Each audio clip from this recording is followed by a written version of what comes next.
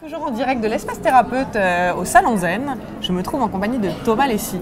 Exactement, bonjour Thomas. Bonjour. Tu vas bien? Ça va et toi? Très très bien. Alors tu es venu nous parler d'hypnose. Ouais.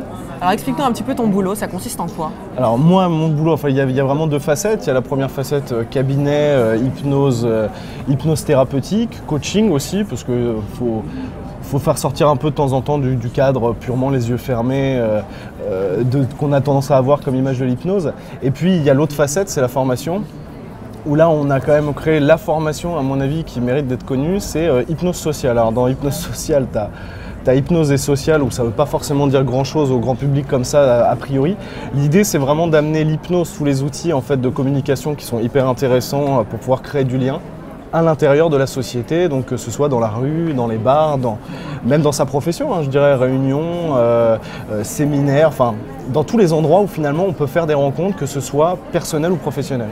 Alors tu apprends aux gens à créer du lien social? Grosso modo, c'est ça. Alors, j'aurais pas la prétention d'apprendre vraiment aux gens à le faire, mais si tu veux, avec mes partenaires Mathieu Lessy, donc mon frère, et Romain Daudet-Jahan, ce que l'on fait, c'est que en fait, on leur enseigne des outils qui proviennent à la fois de la séduction, mais je parle de la séduction au sens large du terme.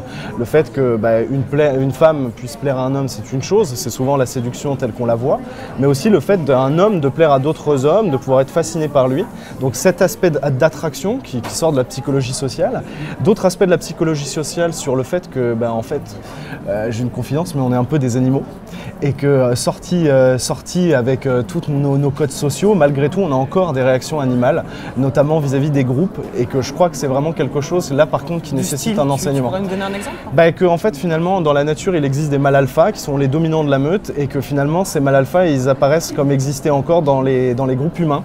Et que c'est quelque chose à considérer quand on va voir un groupe d'individus, notamment. On appelle le leadership? C'est une forme de leading et encore parfois on n'a pas l'impression, il est parfois bien masqué ce leading. C'est-à-dire que ça peut être quelqu'un qui est aussi complètement en retrait, c'est pas forcément celui qui parle le plus. Mais ça va être celui qui va avoir l'emprise sur les décisions du groupe finalement. Celui qui va avoir l'influence. Exactement.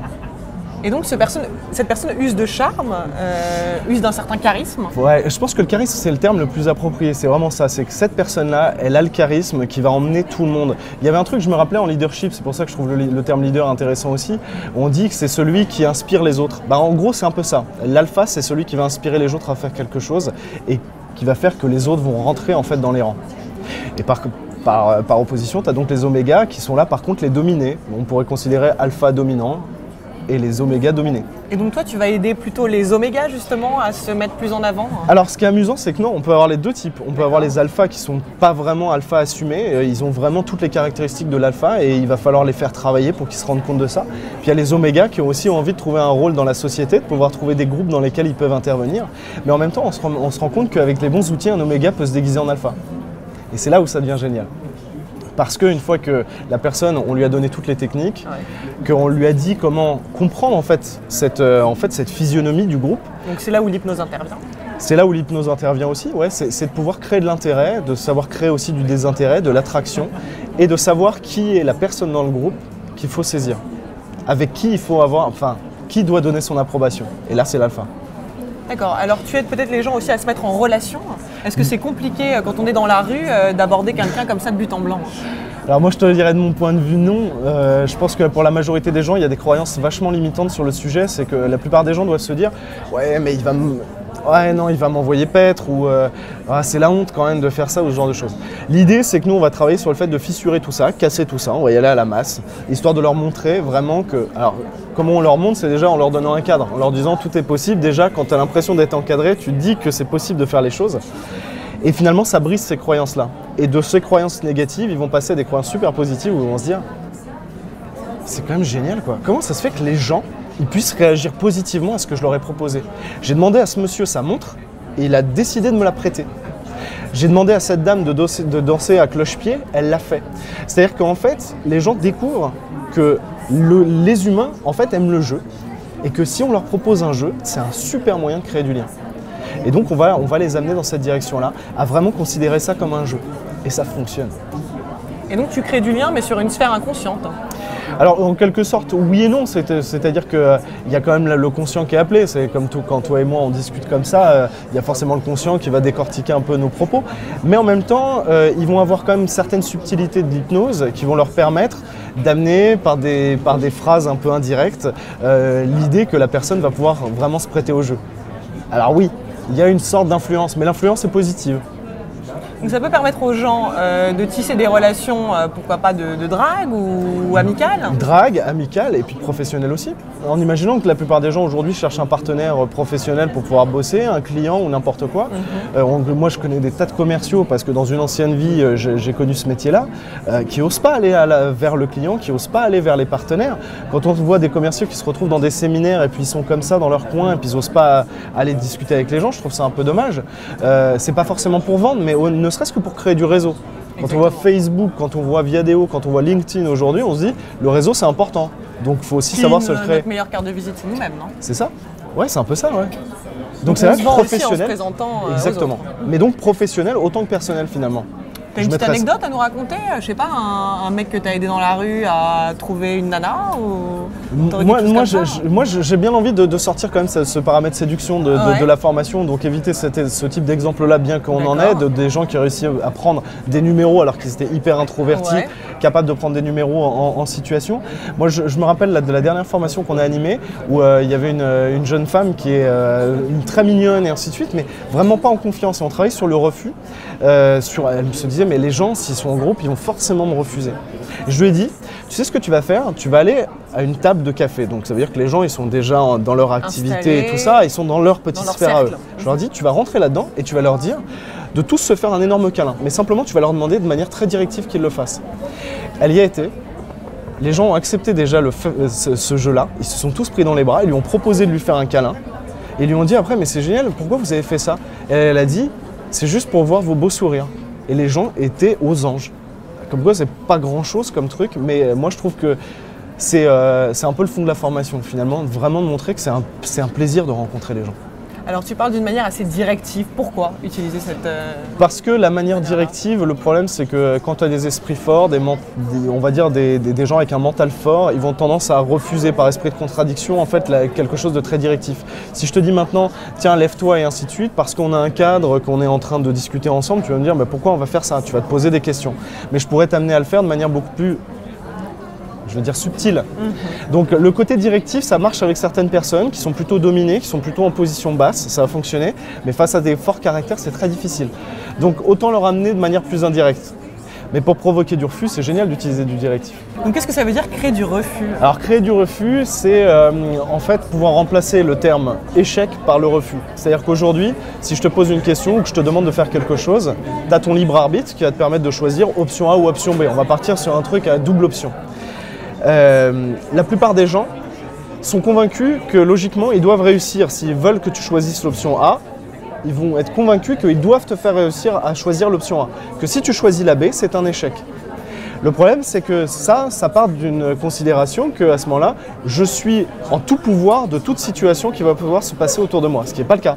Si je respecte ton libre arbitre et que tu respectes le mien, donc ton libre arbitre peut t'amener à choisir A ou B, mon libre arbitre peut me permettre de choisir A ou B. Donc si tu me dis B alors que je veux que tu choisisses A, c'est un refus, pas un échec. Est-ce qu'on peut faire ça en pratique? Ouais, je te mets en pratique si tu veux. Par exemple, qu'est-ce qui serait un échec pour toi dans une relation sociale? Par exemple, qu'est-ce que tu penses qui correspondrait à un échec dans le fait, par exemple, de demander à quelqu'un dans la foule là, de faire quelque chose? Qu'est-ce qui pourrait représenter un échec pour toi, ouais. Qu'ils me disent non. Qui te disent non. Toi, pour toi, quelqu'un qui te dit non, c'est un échec. Voilà.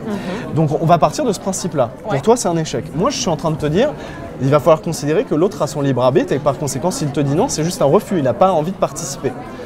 D'accord? Est-ce que tu veux vraiment qu'on fasse un test en pratique et que je te donne donc une prescription et que tu fasses quelque chose? Vas-y. Génial. Ok. Qu'est-ce qui te paraîtrait complètement impensable de faire avec quelqu'un aujourd'hui? Quelque chose où tu es sûr d'avoir un nom et pour lequel en fait tu projettes déjà l'échec. De danser avec quelqu'un? Danser avec quelqu'un, ouais. Ok. Ok, et moi je vais te dire, je vais vraiment te te dire qu'en fait tout est possible et que je suis sûr que les gens sont susceptibles déjà d'accepter et que deuxièmement s'ils n'acceptent pas, bah, c'est peut-être parce qu'ils ne se sentent pas très à l'aise. Et moi je te dis que c'est un refus. Mais l'idée c'est de pouvoir le tenter déjà pour pouvoir se rendre compte de l'effet que ça fait. Donc je te propose, ce qu'on va faire c'est qu'on va choisir quelqu'un pour pouvoir faire cette expérience avec toi. Ok. On va choisir quoi? Plutôt une femme, plutôt un homme? Qu'est-ce qui te paraît? Un homme? Plutôt un homme. Ouais, Okay. plutôt un homme. On va prendre un homme. Non, pas d'homme, non. Si, un homme. Tiens, monsieur. Regarde. Il est pas mal. Voilà. Si. Il est pas mal. Venez. En fait, c'est un bon exemple, monsieur. On fait une petite émission comme ça et on est en train de parler de l'échec et du refus. Alors je vais vous mettre un petit peu plus. C'est vrai, vous refusez. Oui. Vous voyez, ça c'est un refus, c'est pas un échec. Non. On est d'accord. Vous n'êtes pas encore en échec. Donc l'idée c'est du refus. C'est bien. Moi ça me va si vous parlez de moi. Ouais. En fait, je suis avec Nathalie ici. Bonjour Nathalie. Et en fait, bonjour, Nathalie, elle a envie de vérifier une chose. C'est que on peut danser avec quelqu'un n'importe où. Et que là, par exemple, vous pourriez danser tous les deux. Hop, allez-y. Magnifique. Voilà. Vous êtes génial. C'est bon. Donc finalement, ça c'est quoi pour vous? C'est une acceptation. Tu vois, par exemple, là, tu demandes à quelqu'un un truc un peu fou. Il l'a dit d'ailleurs, au-delà de ma timidité, de danser avec une jolie femme, ça l'a tenté. Donc finalement, tu as même là réussi à créer peut-être une acceptation là où il n'y en aurait pas d'habitude, dans un autre contexte, ce que je trouve plutôt fascinant. Tout à fait. Je sais pas ce que tu en penses toi. Tout à fait. Voilà. Ouais. Mais donc Très amusant comme expérience. Et le pire c'est ça, c'est qu'en essayant d'obtenir du refus, la plupart du temps, on obtient des acceptations. Et donc en fait, bah, ça fait baisser pas mal de barrières parce qu'on se dit mais comment est-ce que je fais vraiment pour que quelqu'un me dise non au final? Et là, comme finalement le non est plus difficile à obtenir, au final on commence à se dire... Et est-ce que tu penses qu'on auto-suggère un non finalement? Lorsqu'on est sûr qu'on va obtenir un non? Alors ouais, là je serais tenté de te dire que tu as raison, parce que oui, forcément dans la posture, dans la manière qu'on va avoir d'aller vers les gens, si on n'est pas assuré, quelque part on prépare déjà le terrain pour le non. Mais ça n'est qu'un refus, ça n'est pas un échec. Ça reste un refus. Donc déjà quand tu fais comprendre ça aux gens... En fait, ça déresponsabilise énormément la personne et c'est là où c'est génial, c'est qu'on ne se sent plus responsable du monde, responsable de l'intégralité de la relation. Moi, si tu veux, la relation avec toi, elle va jusque là et toi, tu complètes le morceau. Donc on est bien deux dans une relation. À partir du moment où les gens comprennent ça, ils comprennent que sur la seconde partie, en fait, c'est ta responsabilité et ta responsabilité, c'est ton libre arbitre. Merci. De rien. Alors, donc c'est des formations qui se passent dans la rue parce que justement, tu as besoin de ce lien social. Alors l'idée c'est que tu as une partie théorique parce qu'évidemment il y a vraiment des véritables enseignements qui sont pour moi importants, c'est-à-dire qu'il faut piger le truc, il faut comprendre dans quel environnement on se situe. Donc ça c'est la partie théorique, il y a une partie pratique en salle où on va vraiment s'approprier les outils. On va les tester, on va vraiment regarder ça en équipe, toutes les questions vont pouvoir être posées de manière à ce qu'on soit bien au même niveau, tous à la même page et ensuite on met en pratique dans la rue. Bon, super. Où est-ce qu'on peut trouver des renseignements? Mon site internet, acsyn.com, acsyn.com, où là je travaille avec mon frère et on travaille sur des choses beaucoup plus intimes et plus thérapeutiques. Super. Merci. Merci Nathalie. Bonne journée. Bonne journée.